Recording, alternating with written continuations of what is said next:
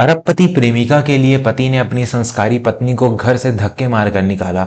5 साल बाद जब वही पति मंदिर के बाहर भीख मांग रहा था, तभी एक बड़ी गाड़ी से उसकी पत्नी उतरी और फिर जो हुआ उसे देखकर आप और मैं तो क्या, पूरी दुनिया दंग रह गई।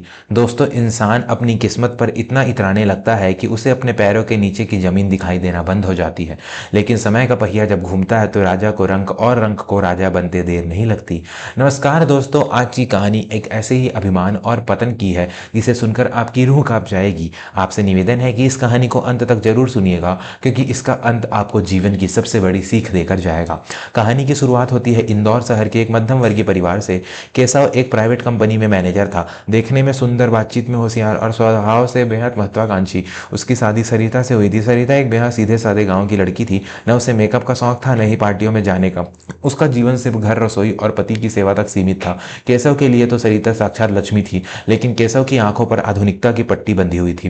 केशव को लगता था कि सरिता उसके स्टैंडर्ड्स की नहीं है। जब भी केशव के ऑफिस के दोस्त घर आते, वह सरिता के वो अंदर के कमरे में रहने को कहता। उसे शर्म आती थी कि उसकी पत्नी अंग्रेजी नहीं बोल पाती और नहीं मॉडर्न कपड़े पहनती है। दूसरी तरफ सरिता, जो केशव को परमेश्वर मानती थी, उसकी हर बेरुखी को चुपचाप सह लेती। वह सोचती थी कि शायद शहर के तौर तरीके ऐसे ही होते होंगे। वह केशव के लिए तरह तरह के व्यंजन बनाती, उसका टिफिन तैयार करती और रात को उसके पैर दबाकर ही सोती। लेकिन केशव का मन घर से उचट चुका था। ऑफिस में नई ज्वाइनिंग हुई थी निशा की। निशा शहर की एक अमीर और आधुनिक ख्यालों वाली महिला थी। वह तलाकशुदा थी और अपने पिता का बड़ा बिजनेस संभाल रही थी। केशव निशा की चमक दमक और उसकी रईसी देखकर उसकी तरफ आकर्षित होने लगा। निशा को भी केशव का स्मार्ट लुक पसंद आया। दोनों के बीच नजदीकियां बढ़ने लगी। केशव घर देर से आने लगा। सरिता पूछती तो वह चिल्लाकर जवाब देता, तुम गंवार हो सरिता, तुम्हें बिजनेस मीटिंग्स के बारे में क्या पता? बस रोटियां सेकना आता है तुम्हें, वही करो, मेरे काम में दखल मत दो। सरिता की आंखों में आंसू आ जाते, लेकिन वह चुप रह जाती। धीरे धीरे केशव पूरी तरह निशा के प्रभाव में आ गया। निशा ने उससे सपने दिखाए कि अगर वह उससे शादी कर ले तो वह केशव को अपनी कंपनी का पार्टनर बना देगी। केशव को लगा कि उसकी किस्मत का ताला खुलने वाला है। उसे लगा कि सरिता उसके पैरों की बेड़ी है जो उसे उड़ने नहीं दे रही।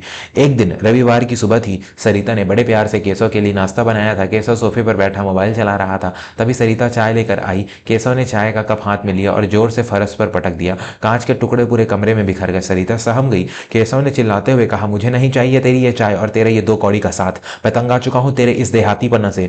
मुझे अपनी जिंदगी में क्लास चाहिए, स्टेटस चाहिए, जो तू मुझे कभी नहीं दे सकती। सरिता रोते हुए उसके पैरों में गिर पड़ी। ये आप क्या कह रहे हैं? मुझसे कोई गलती हुई है तो बता दीजिए, मैं सुधार लूंगी, लेकिन मुझे छोड़ने की बात मत कीजिए। मेरे पास आपके सिवा दुनिया में है ही कौन? केशव ने उसे ठोकर मारते हुए कहा, यही तो मुसीबत है, तू एक बोझ है मुझ पर। मैंने फैसला कर लिया है, मुझे तलाक चाहिए, और हाँ, इस घर से अभी निकल जा। निशा मेरे इंतजार कर रही है, मुझे अब उसी के साथ रहना है। सरिता गिड़गिड़ाती रही, अपनी मांग के सिंदूर का वास्ता देती रही, लेकिन केशव के सिर पर तो अमीर बनने का भूत सवार था। उसने सरिता का हाथ पकड़ा और उसे घर से बाहर धकेल दिया। घर का दरवाजा बंद करते हुए उसने आखिरी शब्द कहे, अपनी शकल मुझे दोबारा कभी मत दिखाना। अपनी जिंदगी अब कहीं भी जाकर भीख मांग कर गुजार, मुझे कोई फर्क नहीं पड़ता।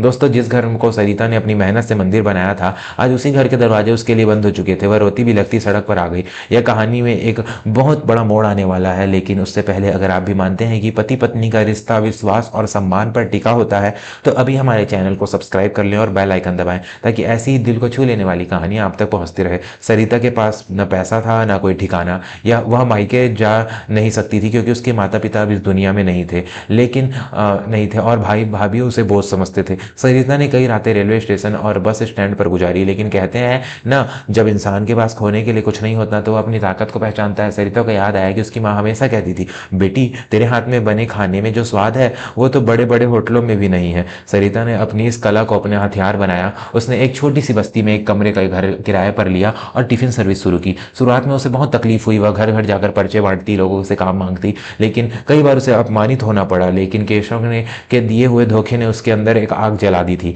वह साबित करना चाहती थी कि वह अबला नहीं है। उसकी सादगी और खाने के स्वाद ने धीरे धीरे लोगों का दिल जीतना शुरू किया। माँ के हाथ का स्वाद नाम से उसका टिफिन सेंटर मशहूर होने लगा। दिन रात की मेहनत रंग लाई। 1 साल के अंदर उसने एक छोटी दुकान ले ली, फिर 2 साल बाद एक रेस्तरां खोला।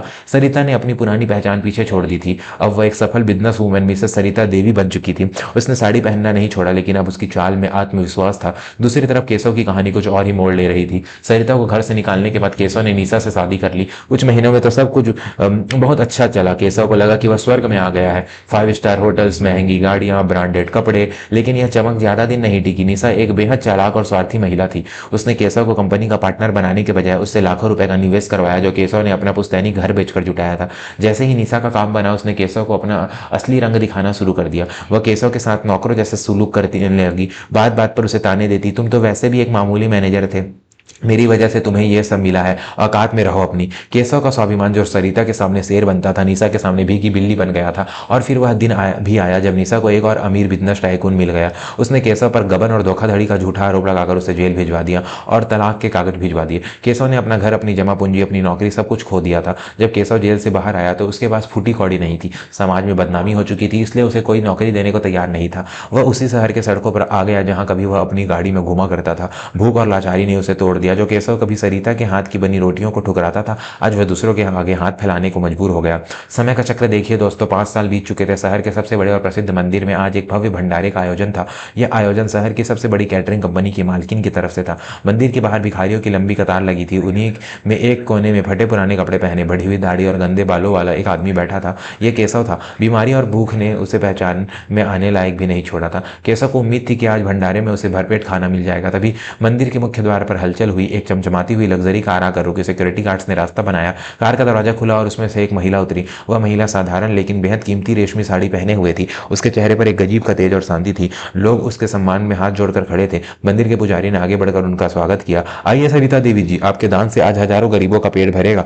यह नाम सुनते ही केशव के कान खड़े हो गए। उसने अपनी धुंधली आंखों से उस महिला को देखा। वह चौंक गया। ये वही सरिता थी जिसे उसने 5 साल पहले गंवार कहकर घर से निकाला था। आज वही सरिता सैकड़ों लोगों के लिए अन्नपूर्णा बड़ी खड़ी थी। केशव का दिल जोर जोर से धड़कने लगा। शर्म और पश्चाताप से उसका सिर झुक गया। वह चाहता था कि धरती फट जाए और वह उसमें समा जाए। सरिता ने मंदिर में पूजा की और फिर खुद अपने हाथों से गरीबों को खाना बांटने लगी। वह कतार में बैठे हर व्यक्ति को बड़े प्रेम से भोजन परोस रही थी। केशव ने अपनी नजरें चुराने की कोशिश की। उसने अपना चेहरा अपने फटे हुए गमछे से ढक लिया। जैसे ही सरिता केशव के पास पहुंची, उसने अपनी थाली आगे बढ़ाई। सरिता ने उसकी थाली में पूड़ी और सब्जी डाली। केशव के हाथ कांप रहे थे। सरिता की नजर उन कांपते हाथों पर पड़ी। उसने उस हाथ की कलाई पर एक पुराना सा काला धागा देखा। यह वही धागा था जो शादी के बाद सरिता ने केशव की नजर उतारने के लिए बांधा था। सरिता एक पल के लिए ठिठक गई। उसने गौर से उस भिखारी के चेहरे को देखा। गमछे के पीछे छिपी वो आंखें, वो पहचान। सरिता सब समझ गई। उसके कदम वहीं जम गए। आसपास के लोग कहने लगे, मैडम आगे चलिए, और भी लोग हैं। लेकिन सरिता वहीं खड़ी रही। उसने एक गहरी सांस ली। उनकी आंखों में न गुस्सा था, न नफरत और न ही कोई खुशी, बस एक अजीब सा खालीपन था। उसने अपने पास खड़े सहायक से कहा, इस व्यक्ति को एक एक्स्ट्रा कंबल और कुछ पैसे भी दे दो, लगता है ये बहुत बीमार है। केशव फूट फूट कर रोना चाहता था। वह सरिता के पैरों में गिरकर माफी मांगना चाहता था, चिल्लाना चाहता था कि सरिता मैं तुम्हारा केशव हूं, मुझे माफ कर दो। लेकिन उसकी जुबान से एक शब्द नहीं निकला। उसे अपने कहे वो शब्द याद आ रहे थे, अपनी जिंदगी भीख मांगकर गुजार। आज वाकई वह भीख मांग रहा था और जिसे उसने भीख मांगने का श्राप दिया था वह उसे दान दे रही थी। सरिता ने उसे पहचाना था या नहीं, यह केशव समझ नहीं पाया। लेकिन सरिता के चेहरे का भाव बता रहा था कि अब केशव उसके लिए एक अनजान राहगीर से ज्यादा कुछ नहीं था। सरिता ने उसे खाना दिया और आगे बढ़ गए। उसके पीछे मुड़कर एक बार भी नहीं देखा। केशव अपनी थाली में पड़े भोजन को देखता रहा। ये वही खाना था जिसका स्वाद उसने ठुकरा दिया था। आज वही खाना उसे भीख में मिला था। केशव समझ गया कि अब उसके पास लौटने का कोई रास्ता नहीं है। सरिता ने अपनी दुनिया में बहुत आगे बढ़ चुकी थी, इतनी आगे जहां केशव की परछाई भी नहीं पहुंच सकती थी। केशव ने कांपते हाथों से एक निवाला उठाया और मुंह में डाला। आंसुओं का नमकीन स्वाद खाने के साथ मिल गया। उसे समझ आ गया कि ईश्वर के घर देर है अंधेर नहीं। कहानी के इस भावुक मोड़ पर आपसे विनती है, अगर आपको सरिता का संघर्ष और उसकी जीत पसंद आई हो तो वीडियो को लाइक जरूर करें और कमेंट में जय मां अन्नपूर्णा लिखना न भूलें।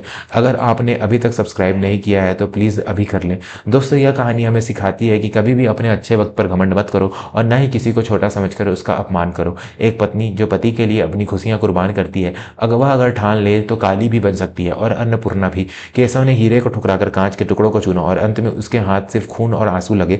रिश्ते खूबसूरती या पैसों से नहीं बल्कि समर्पण और सम्मान से चलते हैं। जो इंसान अपने जीवन साथी के वफादार प्रेम का सम्मान नहीं कर सकता, उसे दुनिया में कभी कहीं भी सम्मान नहीं मिलता। याद रखिए, समय सबसे बड़ा बलवान है। आज आप किसी की मिट्टी में मिला रहे हैं, वह कल वही मिट्टी आपको निगल भी सकती है। अब मैं चलता हूँ, मिलूंगा आपसे अगली कहानी में नई सीख के साथ। तब तक के लिए अपना और अपने परिवार का ख्याल रखिए। धन्यवाद।